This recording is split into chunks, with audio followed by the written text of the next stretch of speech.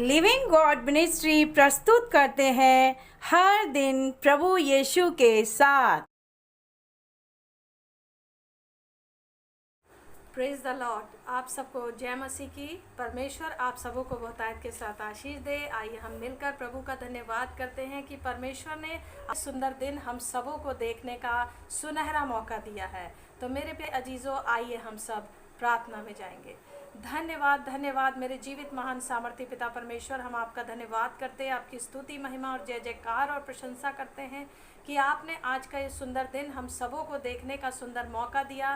और प्रभु हमें आशीषित किया कि आज एक बार फिर हम हर दिन प्रभु यीशु के साथ कार्यक्रम को तैयार कर सकें आपकी अगुवाई में, और हमारे प्रिय भाई बहन उसको देख सकें और वचन से वो लाभान्वित हो सकें। परमेश्वर हम सबों को प्रभु तू आशीष दे। और प्रभु जी हमें वचन जिस समय जो भी वचन आज आप देने जा रहे हैं परमेश्वर, उस वचन के द्वारा बहुत से लोग बंधनों से आज़ाद होने पाएँ। और मेरे परमेश्वर मैं प्रार्थना करती हूँ इस वक्त पवित्र आत्मा आप हमारी अगुवाई करें, वचन के पढ़े सुने समझे जाने पर, उसके मनन किए जाने पर आप मदद करें और हमारी आत्मिक बुद्धि समझ को खोलें और परमेश्वर आत्मिक कानों को खोलें ताकि हम वचन को ध्यान से सुन सकें। हमारे प्रिय भाई बहन जो वचन को सुन रहे हैं इस वक्त, तो प्रभु प्रार्थना में शामिल हैं, प्रभु इनको बुद्धि ज्ञान की आत्मा से भर दे।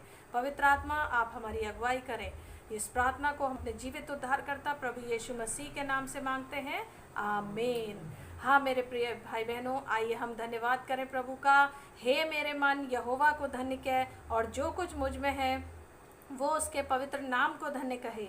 हे मेरे मन यहोवा को धन्य कह और उसके किसी उपकार को ना भूलना।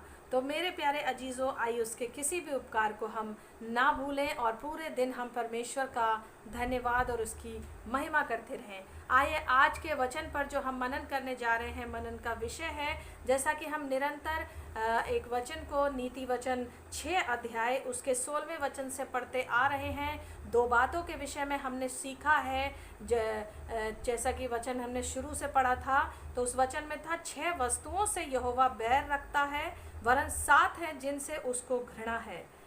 अगर आप अपनी बाइबल खोले हुए हैं तो आप ध्यान से अपनी बाइबल को निकाल सकते हैं, पढ़ सकते हैं। नीति वचन 6 अध्याय उसके 16वें और 17वें वचन को हम पढ़ रहे हैं। 6 वस्तुओं से यह बैर रखता है, वरन 7 हैं जिनसे उसको घृणा है। पहली बात हमने सीख ली थी, अर्थात घमंड से चढ़ी हुई आंखें। हमने पिछले प्रोग्राम में हमने सीखा था उसके विषय में। दूसरे प्रोग्राम में हमने सीखा था झूठ बोलने वाली जीभ के विषय में। आज हम तीसरी बात के विषय में सीखने जा रहे हैं, जो परमेश्वर ने को जिन बातों से घृणा है, जिन बातों से परमेश्वर बैर करता है। तीसरी वो बात ये है, उसे हम ध्यान से सुनेंगे। और निर्दोष का लहू बहाने वाले हाथ। हम याद भी करते जाएंगे इन बातों को कि हमारे प्रभु को किन किन बातों से घृणा है, किन किन बातों से नफरत है, क्योंकि ये सारी चीज़ें पाप हैं।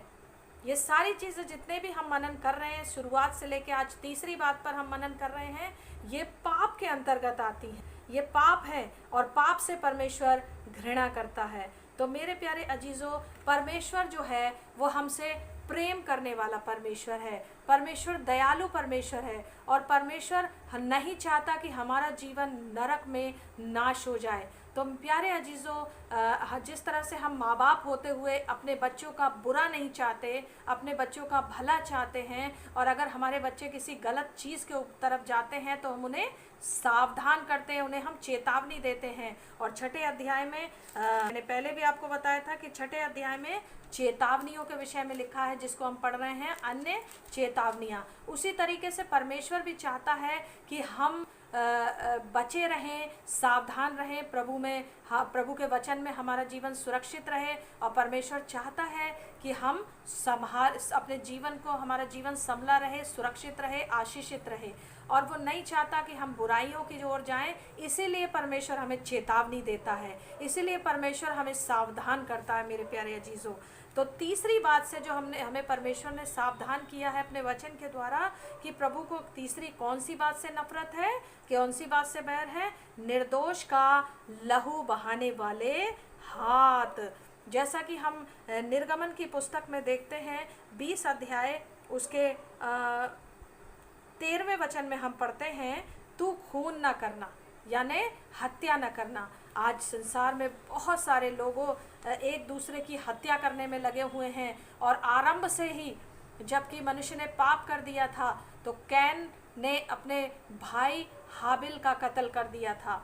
और ये जो हत्या का है वो पाप है, बहुत भयानक पाप है ये, और इससे परमेश्वर नफरत करता है, इससे परमेश्वर घृणा करता है। कैन ने हाबिल की हत्या की तो परमेश्वर उस बात से प्रसन्न नहीं हुआ, परमेश्वर उससे नाराज़ हो गया और उसको शाप दिया कैन को कि तू भगोड़े के समान रहेगा।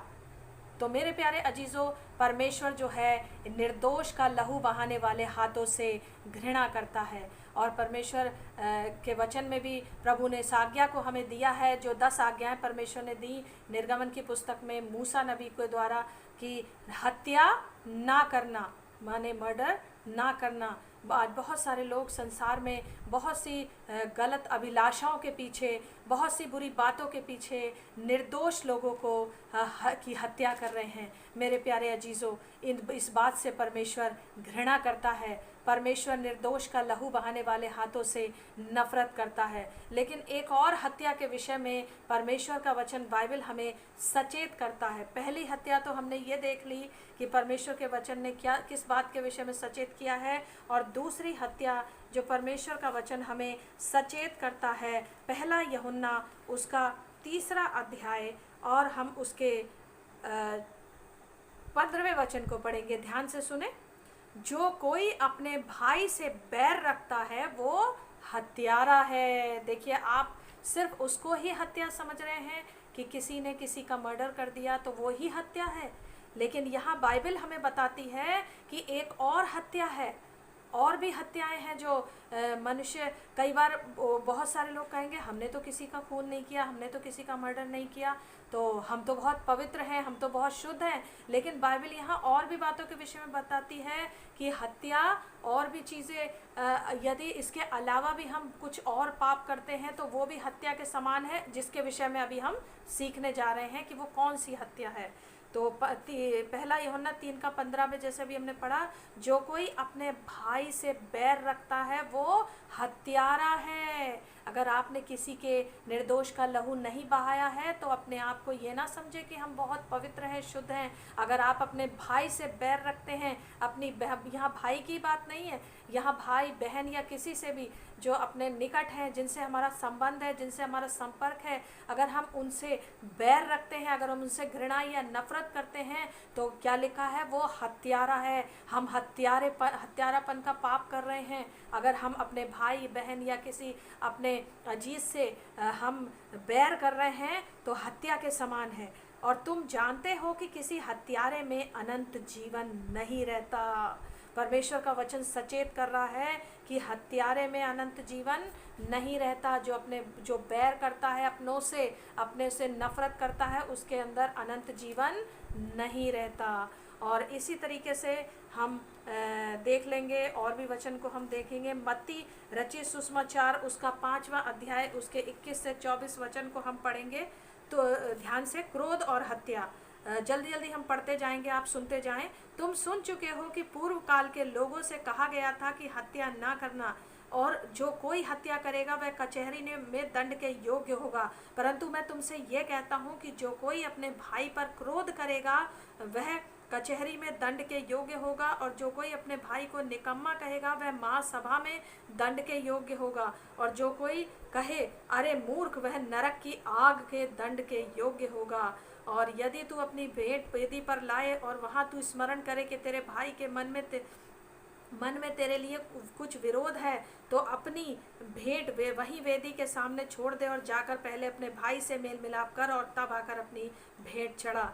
यहाँ पर परमेश्वर का वचन क्रोध और हत्या के विषय में बताता है कि अगर कोई किसी पर क्रोध करता है तो वो भी हत्या के समान है। कि प्रभु यीशु ने कहा, खुद परमेश्वर यीशु मसीह ने कहा कि तुम सुन चुके हो कि पूर्व काल के लोगों में कहा गया था कि हत्या न करना, तो और जो कोई हत्या करेगा वह कचहरी में दंड के योग्य होगा। परंतु मैं तुमसे कहता हूँ, यीशु मसीह कह रहे हैं, मैं तुमसे कहता हूँ कि जो कोई अपने भाई पर क्रोध करेगा वह कचहरी में दंड के योग्य होगा। केवल वो ही नहीं, जो हत्या करते हैं, जो मर्डर करते हैं, वो ही दंड के योग्य नहीं, यीशु मसीह कह रहे हैं कि वो भी कचहरी में दंड के योग्य मेरे अनुसार होगा। जो कोई अपने भाई को निकम्मा कहेगा, जो क्रोध करेगा अपने भाई पर, और जो अपने भाई को निकम्मा कहेगा, पागल कहेगा, और वह महासभा में दंड के योग्य होगा।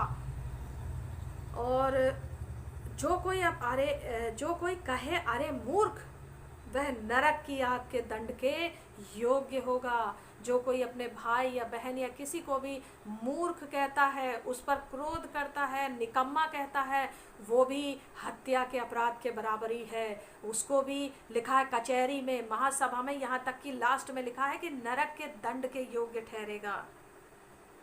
है ना। हम लोग इस परमेश्वर के सुंदर वचन को हम जान रहे हैं, तो इसलिए मेरे प्यारे भाइयों बहनों, आप इन बातों को याद रखें, इन बातों पर, वचन पर मनन करें और परमेश्वर के वचन को सीखते जाएं। कि जैसा कि हमने अभी पढ़ा है वचन से कि 6 वस्तुओं से यहोवा वैर रखता है, वरन 7 है जिनसे उसको घृणा है। पहले घमंड से चढ़ी हुई आंखें, दूसरी झूठ बोलने वाली जीभ, और निर्दोष का लहू बहाने वाले हाथ। तो मेरे प्यारे अजीजों, आप ध्यान रखें, आप मनन करें, आप गौर करें कि परमेश्वर का वचन हमें सचेत करता है इन बातों से कि निर्दोष का लहू बहाने वाले हाथ केवल वही नहीं जो हत्या करते हैं या मर्डर करते हैं। निर्दोष का लहू बहाने वाले हाथ वो भी हैं जो अपने भाई से नफरत करते हैं, जो अपने भाई से घृणा करते हैं। लिखा है वो व्यक्ति हत्यारा है। अगर आज आप भी अपने परिवार से, अपने भाई से, अपनी बहन से, किसी से भी घृणा करते हैं, अगर आप किसी को तुच्छ जानते हैं, अगर आप अपने भाई अजीज को निकम्मा कहते हैं, अगर आप उसे मूर्ख कहते हैं, और अगर आप उस पर क्रोध भी करते हैं, गुस्सा करते हैं, तो आप हत्यारे के समान हत्यारे हैं। अगर क्रोध करने की बात, जहाँ सही बात पर क्रोध करा जाए तो वो क्रोध उचित है।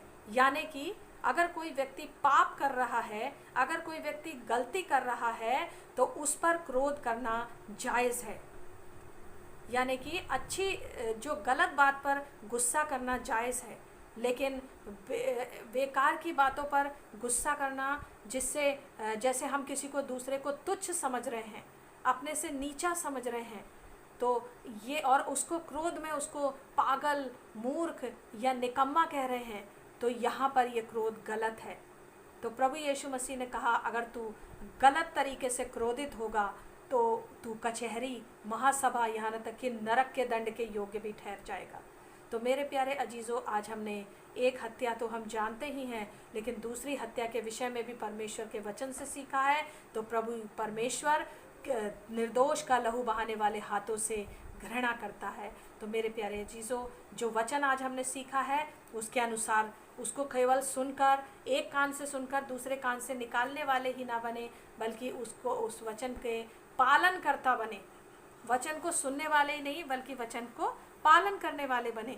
तो मेरे प्यारे अजीज़ों, आज के सुंदर वचन जो परमेश्वर ने हमें दिए हैं, हम परमेश्वर के धन्यवादित हैं कि उन वचनों के लिए, कि प्रभु ने हमें वो सुंदर वचन दिए और हमें उन वचनों से आशीषित किया है। तो अगर आज आपको भी एहसास हो रहा है कि मेरे जीवन में ये गलती है, अगर आप केवल हत्या, केवल उस मर्डर को ही समझा करते थे, आज आपने एक हत्या के विषय में परमेश्वर के वचन से सीखा है, तो मेरे प्यारे अजीज़ों, इस बात को गौर करें और अपने जीवन को आज, अभी और इसी वक्त सुधारने की कोशिश करें। प्रभु के चरणों में आ जाएं, घुटनों के बल आ जाएं, और अगर आपने ये पाप किया है तो परमेश्वर से पश्चाताप करें, क्षमा मांगे कि प्रभु मैंने ये पाप किया है, मुझे क्षमा करें, मुझे माफ़ करें, मेरे हाथ भी खून से सने हुए हैं, मैं निर्दोष का लहू मैंने भी बहाया है, क्योंकि मैंने अपने भाई से, अपने अजीज से, अपने संपर्क में रहने वाले लोगों से नफ़रत की है या गुस्सा किया है। अगर आपको ऐसा लगता है कि आपसे ये चीज़ मुश्किल हो रही है, कई बार